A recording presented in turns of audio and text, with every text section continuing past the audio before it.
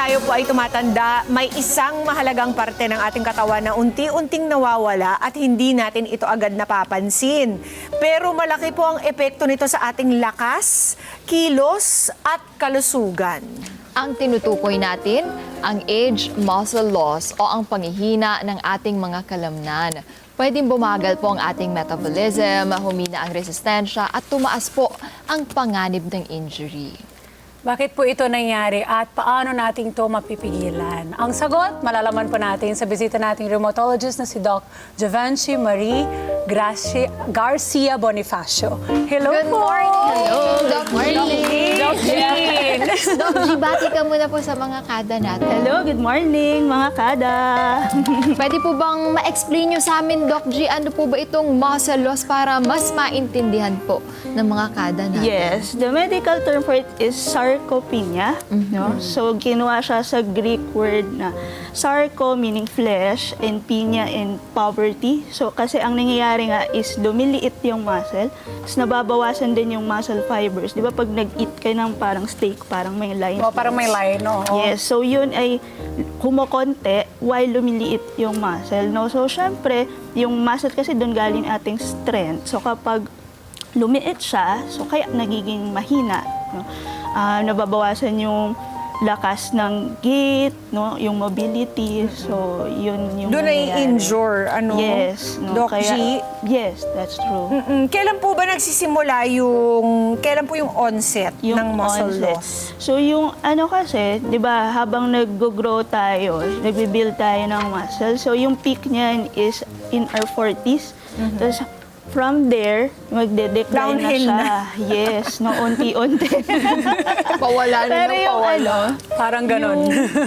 Mararamdaman mo lang siya actually in your 60s, no?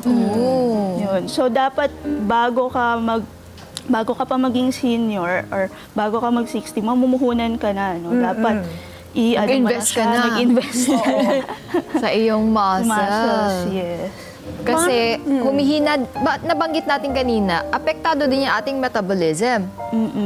Yeah, kasi 'di ba, ano ba to? Yung to build kasi muscles, you also need, 'di ba, yung food, no? Doon natin kinukuha yung ating energy, no, ganyan. So kapag kasi nag-age, so bumababa na rin tong mga yung kaating metabolism. Kaya bumabagal na rin yung pag-build ng Kaya rin Muscle. tumataba ang mga Yes, oo. natin.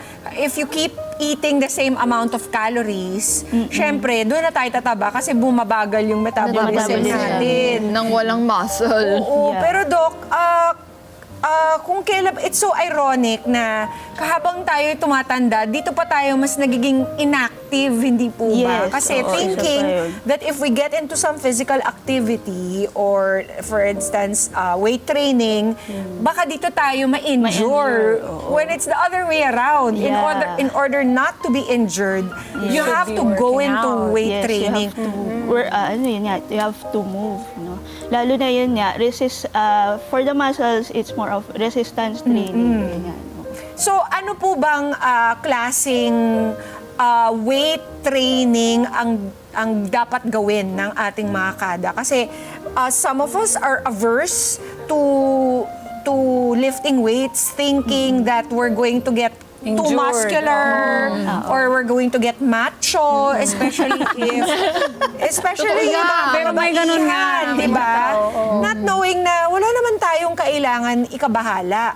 Kasi unless ang binubuhat ninyo ay parang Arnold Schwarzenegger weights, hindi po kayo magiging macho. So, give us the expert opinion, Doc. Ano ba yung dapat na, yung tama lamang, yung just for safety sa mobility, tapos hindi mo ka-experience ng too much muscle loss? Yeah, well, actually, for sarcopenia, medyo din kasi siya, medyo multidisciplinary approach din siya. Hindi lang kasi siya muscle per se, no? So kaya usually when we treat patients, may mga ka-team din kami na nutritionist, dietitian, ganyan, no? Tapos if ever meron, ayun din, rehab doctor, no? Sila yung nagpe-prescribe nung ideal na exercises for the person, no? Talagang pinapersonalize nila. Pero, ayun nga, kung in general, kahit na mga 5 pounds na weights, mga ganyan, no? Basta merong resistance. Dapat no? may stress ng Yes, konti dun yes. sa Kahit muscle. nga, Kasi water kung bottle lang eh, no? Yes, Kasi kung yes, pwede. walang challenge, walang gain. Di ba? No pain, no gain ba yan? Oo, correct. At saka how often should... So, as soon as they get in their 40s, dapat, Doc, Yes, dapat Nagsistart na sila. Yeah. Or even well Before. before your 40s. Dapat continue. Active na talaga. Oo. So, kasi meron talagang ideally- wala. Correct. Yes, Oo, ako. as Joke. in, dormant talaga yung mga katawan. Yung wala talaga, hindi Diba? gumagalaw. Yung mga Ayaw ganon, mag-workout. where can they start, Doc? Kasi syempre scary din naman yung biglang Oo. from not Syempre, doing gradual. anything to biglang, bubuhatin ko to. Or Ipo-force tatakbo ng na. 5 kilometers. Patay tayo. Yeah, you can start 3 times a week kahit na 30 minutes in a day, mga ganun. Start nyo muna sa walking. Di ba po? Or, ayun nga, yeah. Mag-start ng mga konting aerobic exercises. Mga Zumba, ganun. Katulad ng mga or yung pulis natin kanina. Buti Hindi sila nag-start pwede na sila. mag-marathon agad-agad or mag-5K. Yeah, Stretching muna. Before you lift, ayun nga, kailangan, yun nga, stretching and yun nga, aerobic exercises. Yung aerobic exercises kasi will give oxygen to your muscles, no?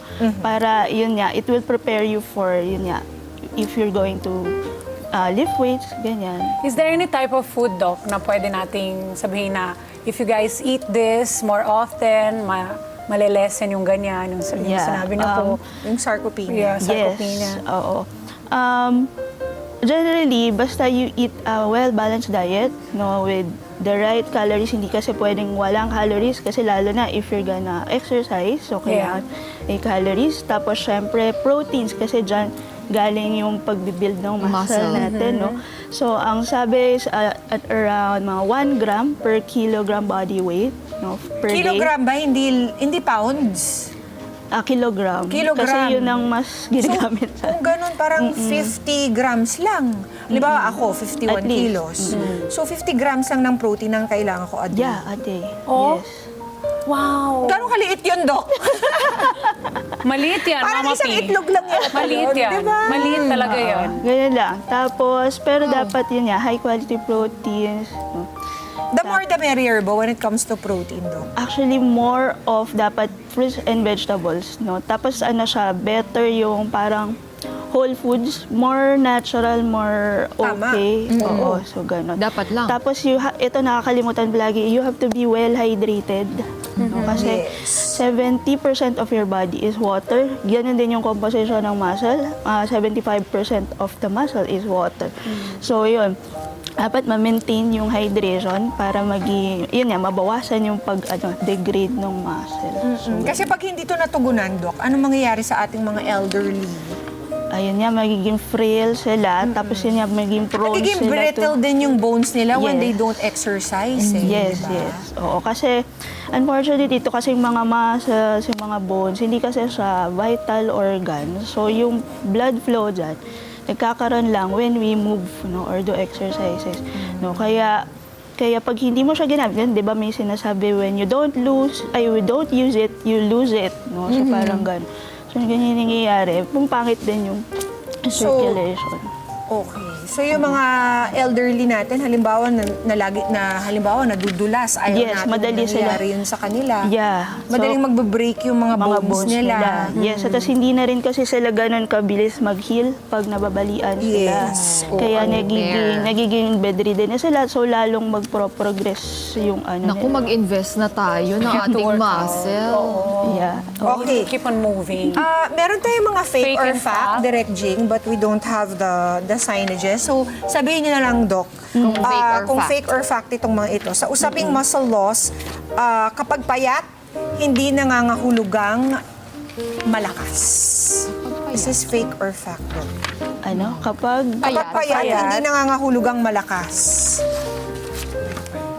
Kapag payat. payat, sorry, hindi ko na-gets. Na-confuse si Doc sa ating tanong. Kayo Kapag payat, talaga. hindi nangangahulugang malakas. Ibig sabihin, Kapag payat ba, Ah, malakas, automatic? Oo. No. So, Ito. it's fake. Fake. Yes. Maraming fake, payat na fake. hindi Malakas. malakas. Oo. Bakit, ma'am? Lakas mo ba, be? Hindi, nag-iisip lang ako. Oh, round pa more. Kasi makikita mo rin yan eh. Saan ba nasusukat, Yung Doc? lakas. Sa Yung strength? body mass index ba? Or BMI? muscle percentage? Yeah, more of ayun nga. Yung Hindi body kasi mass index, yung fat content. sa kasama siya, buong siya. It's not just the fat, pati yung Yung muscle. Yung muscle. Oo, kaya for measuring yun sa muscle, iba yung ginagamit. Hindi siya, bioimpedance studies. Will not go into masyado na. But will it Wala help? Halimbawa, I'm very concerned. I don't want this to happen. Oo. Can I go to a clinic, a diagnostics clinic, and then have them measure my muscle percentage? Yes, they can do that. O ano ang Usually- saktong muscle percentage? Usually sa mga sa nutrition or dietitian clinics, no? Before they prescribe an ideal diet for you, yun nila. Assess. I-assess nila. Depende rin kasi ito sa Height and weight. height and weight. Tapos kung meron kang other chronic diseases, no? Like kung may hypertension ka, diabetes, cancer, mga ganyan. Mag-iiba so yung- talagang mag-iiba siya. Yung value. Yes, mag-iiba yung value. Ito naman, Next Doc. item, amigos. Next, pwede mag-build ng muscle kahit 60 plus years old. Fake Yes. or fact? Yes, it can. Yeah. So, fact. Fact. Okay. Kahit 100 years old. Pwede. Kung malaki. May nakikita ko sa Instagram, grabe. Yung nagbabody weight lang na mga elderly people, 70 years old, nagpo-push ups. Yeah. Galing. Galing. Yan ang goal, Mama P. I wanna be Yes. that Tapos, parang sabay sila nung anak niyang nag-workout. It's so cool. I love Galing. that. Oh, Yan, next. Isa pa. Goal. Last Goal. lang. Pwede Last. mawala ang muscle sa sobrang pagda-diet. Doc, is this a fake? Is this fake or is Yes, this fact? it's a fact. No? It's a fact. Yes, because yun nga, I mentioned earlier na important nga yung nutrition dun sa pag-build ng muscle. So yun. So, yung minsan dun pagbiglang diet? pagda-diet natin, yun nga, we miss out on the important na Nutrients. nutrients na kailangan ng muscle. Lalo na yung crash diet, no? Yes, oo. Yung biglang... Actually, yung mga crash diet, yung pagbiglang pagpayat, parang mas naglulus ka ng muscle, actually. Na ayaw mo namang mangyari kasi Yes, so pangihina it din can, katawan. oo, tapos yun nga, yung muscle loss mo can happen earlier, kasi di ba dapat parang mga 40s above pa, no? Yun, pero yung mga mahilig mag-diet ng crash diets, mga ganyan, fat diets, no? Yun, nagiging early yung onset ng sarcopenia nila. Instead na 40, magiging 30. Ang bilis. Yung excessive cardio workouts, Exercise. Doc, nakakatunaw din ba ng muscle yun? Excessive cardio. Halimbawa, Running. running like 3 times a day. like a half marathon. Ay, 3 times a Yung day. mga Three mag-marathon, times a week. ganun. Pwede, hindi naman, siguro pwede naman siya gawin. Wag lang naman daily. No? Kasi syempre, kailangan din ng time mag-recover ng muscles Body. mo. Oo. So, yun. So, you can do that naman kung yun nga, kung kaya mo. And syempre, you have to train for it kasi kailangan ma-condition din yung muscles mo for that. Okay. Kaya, Doc, magbigay na po kayo ng mga tips ninyo para sa ating mga seniors na gusto magsimula ng healthy or active lifestyle para hindi magkaroon ng muscle loss. Yes. So, ayun. Unang-una, ayun nga, you have to have the right nutrition, no, well-balanced diet. So, a little of everything. So, calories, gulay, fruits, tapos yung proteins natin, and water. Tapos, kailangan din maarawan yung vitamin D, nakakatulong din kasi siya sa pag-build ng muscle natin. Ganyan. Tapos, kailangan gumalaw talaga. Maging active. Yes, maging active. No, marami. Ayun nga, ngayon kasi, itong age natin, mas madali nang in our time, diba, madali na mag-collaborate and magka-zumba-zumba sa barangay or kahit with their friends, no? Lalo kahit na retired na, nag-ano pa rin sila. Online, ang dami. Marami namang mas marami paraan. Yes, mga paraan para you won't have to do it alone kasi mas madali namang gawin the exercises. Yun nga, kung may Na may kasama, ganyan. So magkakasama rin kayo magiging healthy. Yun, Ganyan, diba? Thank you so Thank you, much, Doc. Doc. Thank you, For Doc. consultations, saan po ba nila kayo pwedeng mahanap or makontak? Yes, you can go to our Facebook page, Rheumatology Center. O, tapos you can ask yung clinic schedules and our services.